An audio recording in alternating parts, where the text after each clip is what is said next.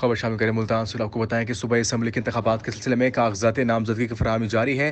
Deputy commissioner district returning officer Umar Jahangir کا امیدواروں کو سہولیاتی فراہمی کا حکم۔ ریٹرننگ آفیسران کے دفاتر میں امیدواروں کے لیے آگاہی بینر نصب کر دیے گئے۔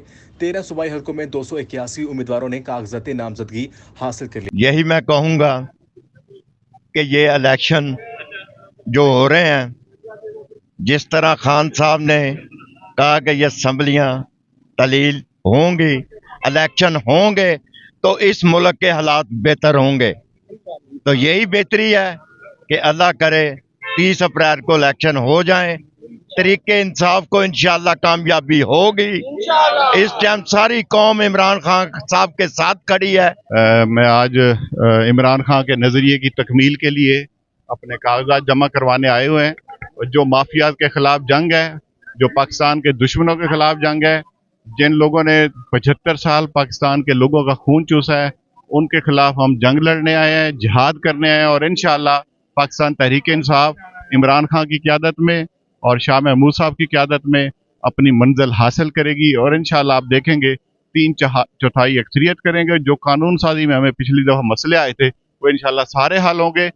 آج ہم اللہ کا نام لے کر نامینیشن جمع کرانے آئے ہیں، اور انشاءاللہ العزیز جو ہے ملتان میں تیر چلے گا، جیسے این 157 میں تیر چلا تھا ایسے تیر چلے گا انشاءاللہ، اور یہ تیر ملتان میں پاکستان میں خوشحالی لے کر آئے گا۔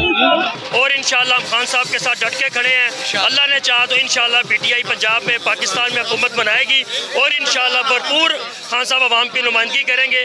کل آپ نے دیکھا ہوگا خان صاحب جیسے ریلی میں نکلے، لوگوں کی محبت ان کے ساتھ شامل تھی، اور انشاءاللہ یہ جذبہ انشاءاللہ رہا، اور انشاءاللہ لوگوں کے لیے تو انشاءاللہ خان صاحب 3/3 اکثریت سے انشاءاللہ واپس آئیں گے۔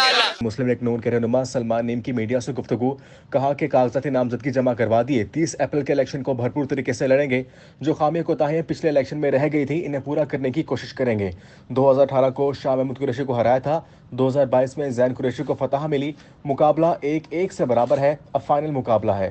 میری پہلے ٹکٹ مسلم نون کی تھی، اب بھی نون لیگ کا حصہ ہوں، پارٹی پالیسی کا پابند ہوں، جیسے ٹکٹ بھی ملی اس کو سپورٹ کروں گا۔ عمران خان کو جب گرفتار کرنا ہوا گرفتار کر لیا جائے گا۔ انہوں نے کہا کہ رانا ثناء اللہ تیار ہے عمران خان کو گرفتار کرنے کے لیے۔